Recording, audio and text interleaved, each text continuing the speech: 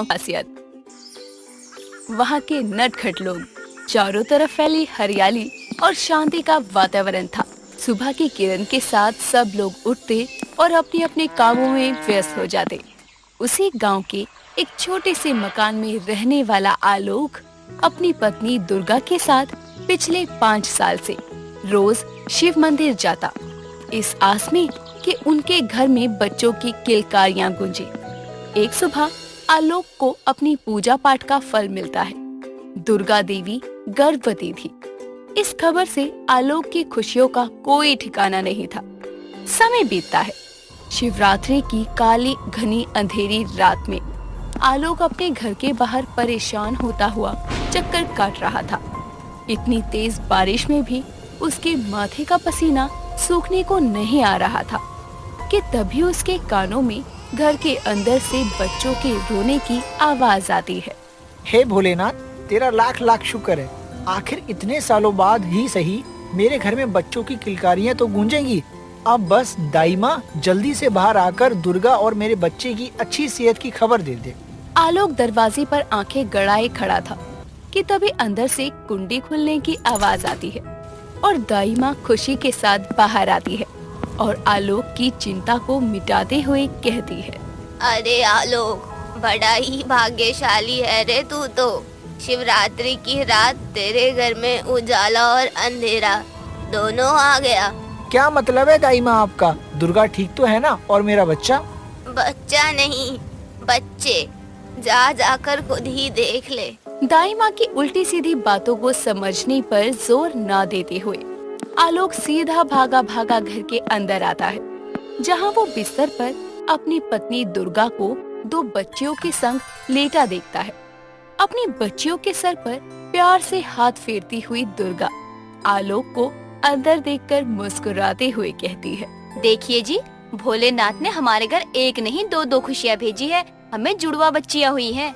हाँ दुर्गा, वो तो देख रहा हूँ। इस गरीब के घर में 2 देवियों ने जन्म लिया है, लेकिन जुड़वा होकर भी ये दोनों एक जैसी नहीं है। मेरा मतलब एक गोरी है और दूसरी काली। क्या आप भी रंग रूप को देख रहे हैं? अरे हमारी दोनों बच्चियाँ सही सलामत है, यही बहुत खुशी की बात है। बाकी रंग का क्या है, वो तो समय के साथ साफ हो जाएगा। वैसे भी अभी बच्चियाँ हैं, बच्चों का रंग दिन गुजरते हुए साफ ही होता है। ये तो तुमने बिल्कुल सही कहा। जब हमारे घर में शिवरात्रि की रात 2 देवियों ने जन्म ले ही लिया है, तो इनके नामकरण में देरी कैसी? काली का रूप लेकर जन्मी इस बेटी का नाम तो मैं काली ही रखूंगा। जब एक बेटी काली माँ का रूप है, तो दूसरी का नाम हम गौरी रखेंगे। क्यों जी, सही है ना हमारी 2 देवियाँ? काली और गौरी दोनों जुड़वा बहनें तो थी, लेकिन जितना दिन और रात में अंतर होता है उतना ही इन दोनों में था। समय के साथ ये अंतर बढ़ता गया।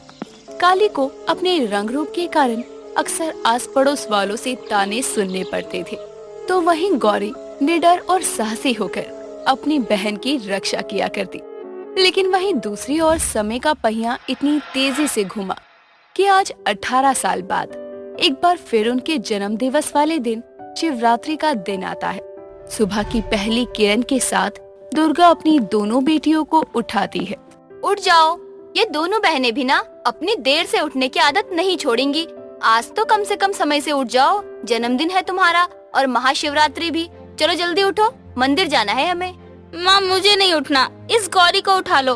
काली की बातें सुनकर उसके साथ सो रही गौरी उठती है और अपनी माँ से कहती है, माँ मुझे पता है ये कैसे उठेगी, रुको आप। गौरी एक पानी का ग्लास भर कर लाती है और काली के पास आकर बोलती है, काली तुझे मंदिर नहीं जाना तो चल ठीक है, आज तुझे यहीं बिस्तर पर गंगा स्नान करवा दूं।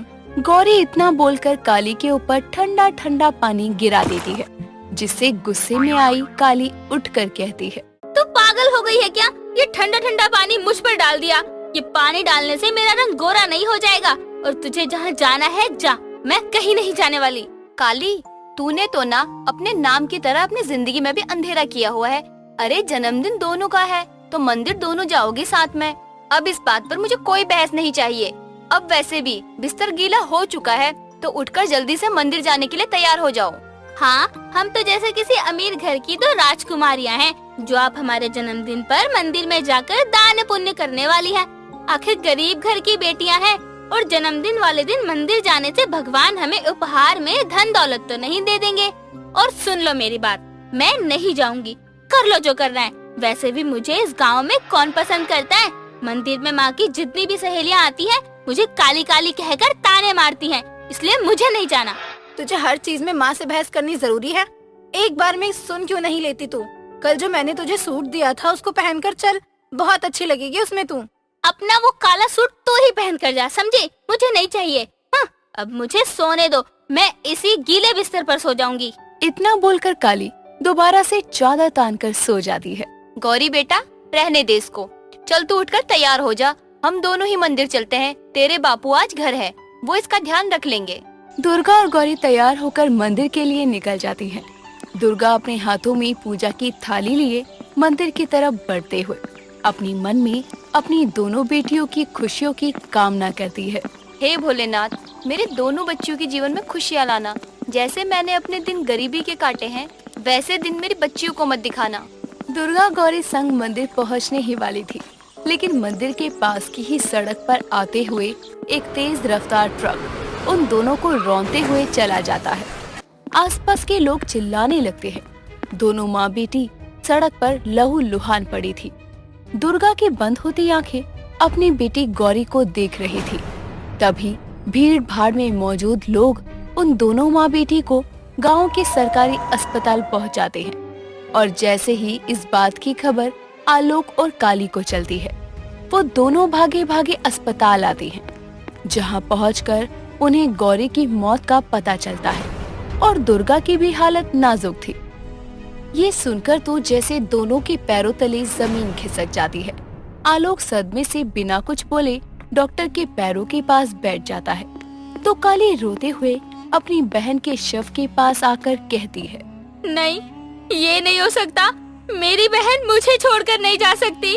गौरी, गौरी उठना, देखना मुझे किसी ने काली। सदमे से बिना कुछ बोले डॉक्टर के पैरों के पास बैठ जाता है, तो काली रोते हुए अपनी बहन के शव के पास आकर कहती है, नहीं, ये नहीं हो सकता।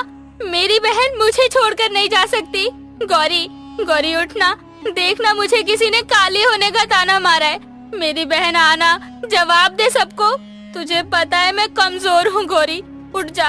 तू चाहती थी ना मैं तेरे साथ मंदिर चलूं, तो चल, मैं तैयार हूँ। आज हम दोनों बहनें साथ में जाएंगी, माँ को भी उठा लेंगे, पर तू उठना मेरी बहन। किसे उठा रही है काली? गौरी हमकर छोड़कर जा चुकी है, मर गई है गौरी। और तेरी माँ, वो भी मौत के दरवाजे पर खड़ी है। सब खत्म हो गया है मेरी बच्ची, सब खत्म हो गया। इतनी सी देरी में हमारी जिंदगी इतने कैसे बदल गई? जिन्होंने बदली है जाएंगी, माँ को भी उठा लेंगे, पर तू उठना मेरी बहन। किसे उठा रही है काली? गौरी हमकर छोड़कर जा चुकी है, मर गई है गौरी। और तेरी माँ, वो भी मौत के दरवाजे पर खड़ी है। सब खत्म हो गया है मेरी बच्ची, सब खत्म हो गया। इतनी सी देरी में हमारी जिंदगी इतने कैसे बदल गई? जिन्होंने बदली है उनको बताना होगा क्यों किया उन्होंने ऐसा हमारे साथ। काली अपने बाबा का हाथ अपने कंधे से हटाकर उठती है और वहाँ से जाने लगती है। तभी आलोक उसे रोकते हुए कहता है, काली कहाँ जा रही है? बाबा, ये सब जिसका किया धरा है ना, जवाब भी वही देंगे। जा रही हूँ मैं उनसे अपने हर सवाल का जवाब मांगने। काली अपने आंसू पोंछते हुए वहाँ से चली जाती है और सीधे उसी शिव मंदिर में पहुँचती है, जहाँ गौरी और दुर्गा आज सुबह जा रहे थे। मंदिर पहुंचकर काली गुस्से में अपनी लाल सुर्ख आंखों में आंसू लिए शिव की प्रतिमा से सवाल करती है, खुश हो गए आप मेरी बहन और माँ को दर्द देकर? अरे मुझे मंदिर बुलाने के लिए आपने मेरी बहन को मार दिया। ये भी नहीं सोचा आज हम दोनों का 18वां जन्मदिन था। आपके इस पावन दिन पर हमारा जन्म हुआ था और आज ही आपने मेरी बहन की मौत लिख दी। ठीक है, जब एक बहन मर चुकी है तो दूसरी भी जिंदा रहकर क्या करेगी? काली अपनी बहन की मौत से गुस्से में आते हुए भगवान शिव की मूर्ति के चरणों में अपने सर को पटकने लगती है। आज तक आपके चरणों में दूध का अभिषेक हुआ है, आज मेरे रक्त से आपका अभिषेक होगा। आपने हमेशा अपने भक्तों की आंखों से आंसू बहते देखे होंगे ना, आज मेरे मस्तिष्क से खून बहता देखेंगे। ये बोलकर वो रोती हुई अपना सर पटकते पटकते अपने पूरे मस्तिष्क को लहूलुहान कर लेती है। उसके माथे से रिस रहा खून अब काली के पूरे चेहरे को ढक चुका था। बावजूद इसके वो शिव के चरणों में अपना सर पटकना बंद नहीं करती और एक गहरे जख्म के कारण वो वहीं बेहोश हो जाती है। तभी मौसम में बदलाव होता है। दिन का साफ आसमान अचानक ही काले घने बादलों से ढक जाता है और तेज हवाओं हाँ, कल छुट्टी कर दिया बेटा, गर्मी